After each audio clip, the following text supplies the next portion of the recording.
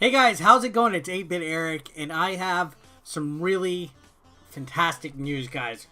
A couple days ago, I made a video talking about how one of my videos from 3 years ago was removed from YouTube. YouTube took it down because it was flagged and deemed inappropriate per the community guidelines. Now, I did not get a strike. They just basically removed the video, didn't have it available for anybody on the planet. So I was a little disappointed, especially because the video was out for 3 years. So it was a video of me taste testing a Nintendo Switch game. Basically, if you put a Switch game on your tongue, let me see if I can find one anywhere. Let me go ahead and grab one, just so you guys could know. And I'm gonna push my luck as well. So we have Mario Maker 2 right here, right? The games, the Switch games, they're really small. They're like, the main warning is kids could accidentally put them in their mouths. So I was wanting to do the taste test back when the Switch first came out to see if it was true. Do these taste like earwax? There's some kind of chemical on them that makes them taste like earwax to deter children from eating them or putting them in their mouth. So it was a fun little meme. It was a trend at the time when the Switch first came out to taste them. So the video had over about 10,000 views almost on my channel, and 3 years later it was flagged. So I was more annoyed at the thought that a video was around for so long that it was assumed to be appropriate this whole time, and then suddenly, just because it was reviewed during this time with the pandemic, where there's not as many of human reviewers out there, that it was obviously approved through automation because somebody manually submitted a flag for it. Well, I appealed it. I submitted an appeal, and guess what? The video is back. It is public. I want to put a link in the description because a lot of you guys, some of you haven't seen it before. So we're going to put it down below in the description, and you guys watch at your own discretion. I do puke. There is a puke warning in the video. There's a point where I put a game, I think I put Breath of the Wild or Bomberman. I put it on my tongue and I start to puke. And I puke just a little bit. I don't think it's too overly excessive. I don't think it's violent. I don't think it's inappropriate. Sure, there was maybe a little bit of questionability about it in as far as self-harm. There's a big thing with self-harm now where people that run these websites with their terms of services and everything don't want people being drunk, people drinking, people puking on camera, stuff like that. People find it offensive, which I don't know. This day and age, who knows what's offensive again? Because again, this was a perfect example of something being appropriate 3 years ago, and then suddenly it's not. But anyways, to celebrate the occasion, I wanted to tell you guys about this, give my thoughts, my closure, and everything like that, and talk about it. So yeah, my main concern, the reason why I brought that video up, wasn't because I was worried about a strike on my channel. My channel was actually not penalized at all, which thankfully that was good. But it was more of a discussion on this platform in terms of service and what's considered community guidelines appropriate and what's not, because YouTube is the Wild West. Let's be honest here. So many times of the day, just now this minute, thousands, millions of videos and content are being uploaded at any time. And it's real hard for the people that run YouTube to keep up with it on a normal situation. When they had manpower there. I still don't think there's that much manpower, but when they have manpower that can review the stuff, that can look at it and things like that, it was hard for them to keep up. So now they freely admitted, because of the pandemic, if you look at the news websites, if you look in your creator dashboard, that they don't have as many human reviewers as they had before. So mistakes like this are bound to happen, and people can take advantage of the flagging system and have videos that aren't inappropriate be taken down. And again, if you watch the link down below, watch the video was done in good taste. It was a comedic skit. It was done to be funny. It was done to be part of a trend that was happening at the time, almost like a meme, and it was flagged wrongly.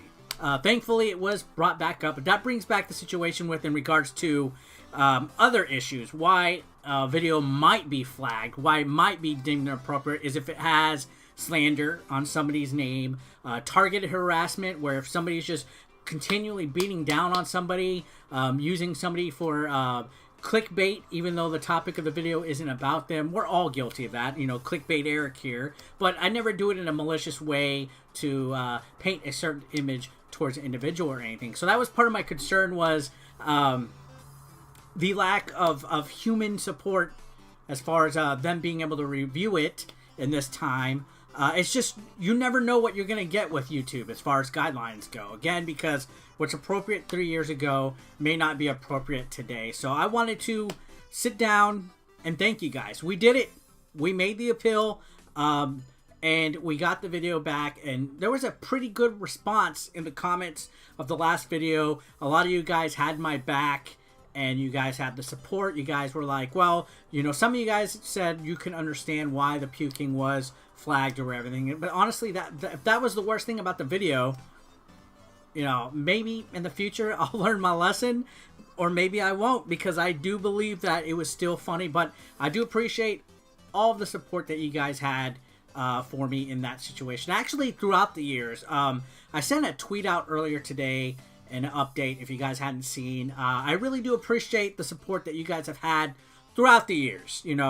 I'm just an average jabroni, an average dingling jabroni, making content that, sure, it's not in the level of some more successful YouTubers, but that's not the point. That's not why I do what I do. What I do is because I genuinely like making content. That's why I just throw stuff out there, because I just like to continually move and do stuff. And I don't limit myself just to YouTube. I'm also on Instagram, Twitter, Facebook, TikTok now. I've become addicted to TikTok. I'm in a Discord. I'm constantly on here because I just like interacting, engaging, talking, making content, even if it's, stupid, silly TikTok dances or, let's plays of smaller indie titles that nobody's going to say. It's not about views. It was never about views with me. It's not about that. It's not about YouTube fame.